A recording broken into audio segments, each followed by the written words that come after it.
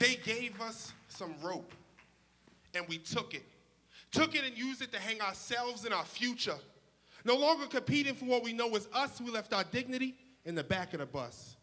Yeah, we moved up front and finally got a seat at the counter, but with empowerment, we also relinquished our power. When did it become okay to accept whatever crumbs we were given? What happened to fighting for a better way of living? What happened to singing and saying we shall overcome? Or are we naive enough to believe that we're already done?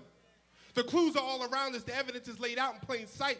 The battle is still going on, and we've already given up on the fight. I don't know if we took off in flight or just got lazy and gave up. Or are we waiting for another Martin and Malcolm to raise up?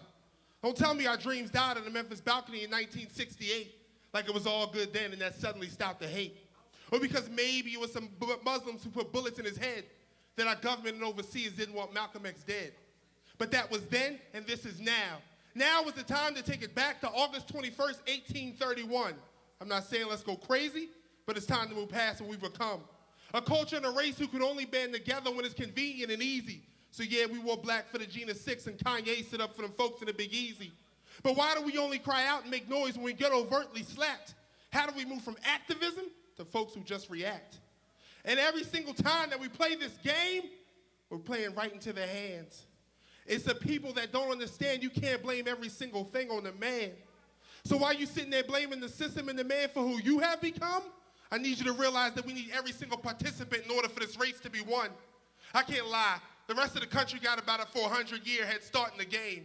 And the atrocities of that deficit are most assuredly a shame, but check our name. We come from folks who fought before they had a forum to voice their opinion, who refused to stand idly by and take the scraps they were given. They fought, they clawed, they scratched their way up from the depths. They ran the race for each and every one of us until they were completely out of breath. And do we pay respect? No. We didn't drop, we laid down the baton. As if we're good where we're at and it's okay to move on. As a Christian, it's important to know that Jesus Christ died for your sins. But there are also black people you don't even know who died so that you can freely live. Wake up, my brothers and sisters. From here, where do we go? Do we only rally around some rope and calling our women some hoes? What about education, affordable housing, equal opportunities, and the like? Or do we only like the main events and not the real fights?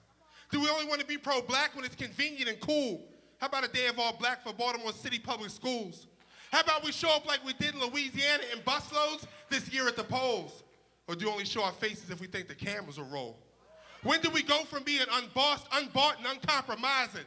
What happened to give us free and a Soweto uprising? And I never intended to be on my soapbox, and I would love to get down. When I look to see who's coming up next, no one is around. So let me keep talking, spitting, speaking, preaching, whatever it is, and I hope this reaches some adult, teenager, grandparent, or kid. And I'm so sorry it took something like an incident in a small town I've never seen, but sometimes it takes a loud scream to wake you up out of your dream. So I reiterate, the time is now.